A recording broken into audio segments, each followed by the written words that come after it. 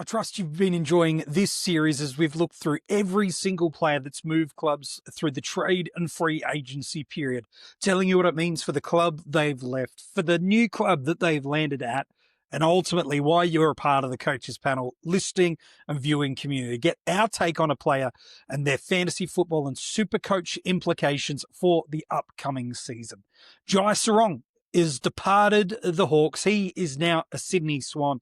And despite not playing a game in 2025, he's played the 9 AFL career games, but it's probably more what's been done at the VFL level that's got the Swans pretty optimistic about the type of key position player that they may have secured here. We'll talk about where he might fit into this Swans team in a moment, but a really nice reader of the play, really hard physical matchup. While not the most towering of talls, he stands at 193 centimetres when he was measured at the start of last season.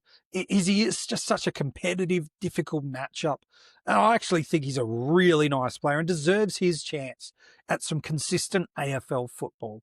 And that's probably one of the reasons why he's left the Hawks. When we think about why he's left and what this could mean for them, is they absolutely have a plethora of players that have height in this defensive line. He didn't get many opportunities in 2024.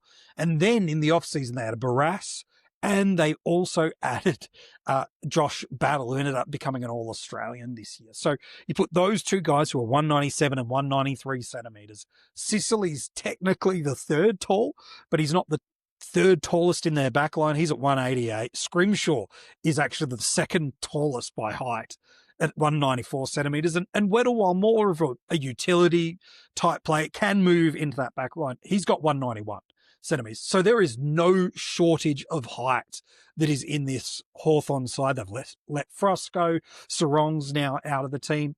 It's still going to take multiple injuries to these talls before it even starts to get a painful point for them as a club. So I think while they'd probably have preferred to keep Serong, we even heard them talk publicly about how difficult he matchup he is in training for some of their for their key forwards when they oppo him in training.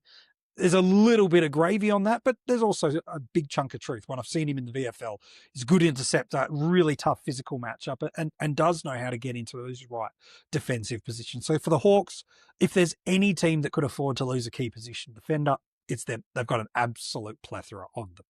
For the Swans, what does this mean? Well, it's interesting to me how this is going to land, because they've really got McCartan of the Tom variety. Melican is really there to staple key position defenders. And then a player like a Dane Rampy has been played into taller positions than really his height would ask him to. He's now been delisted. So there's a world where a team like North Melbourne did a few years ago, where they snake in and grab a Hugh Greenwood through the preseason draft and don't let a player get back to their original club of destiny. It's not normative that it happens, but it can happen. If the team is looking for an experienced, medium to tall defender, Rampy might be gone. So there's a little bit of a risk profile here for the Swans.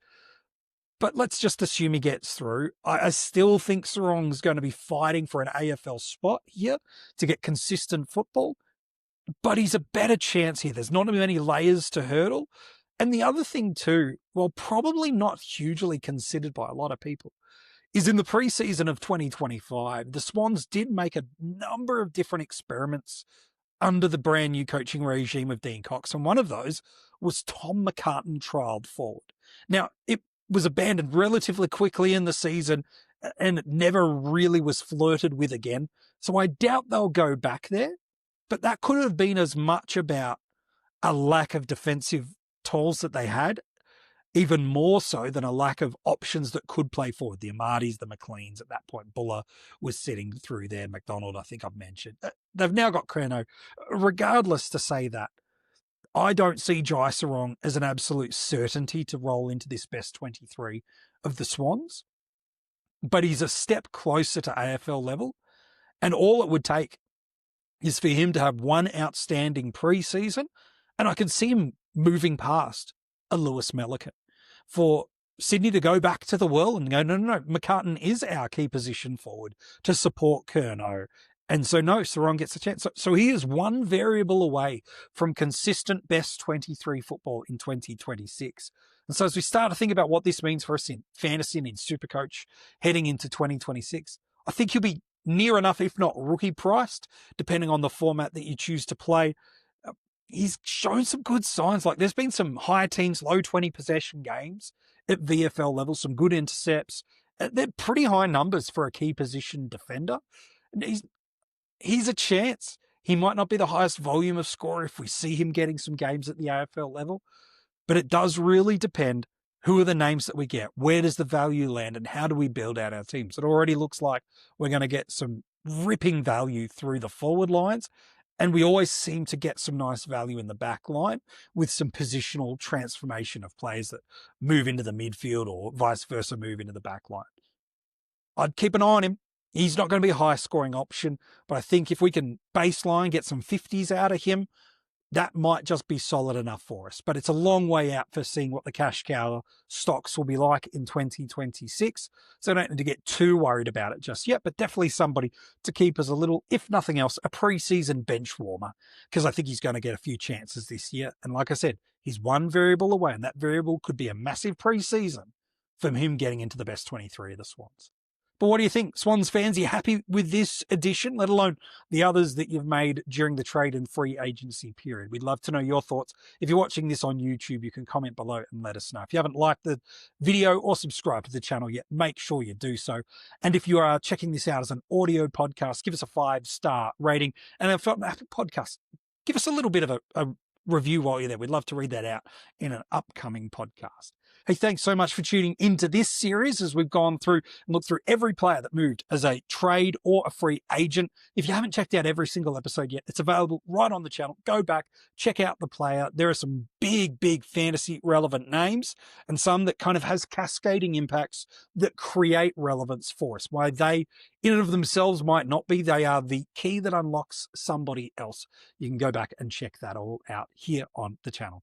Hey, thanks so much for tuning back in. We'll be back real soon as we start to head towards the draft for 2025. Not far after that, the positions drop for 2026, the format's open. We can start to get into our cash cow series. We can start to look at early team reveals and can't wait to see what the games bring for us in 2026.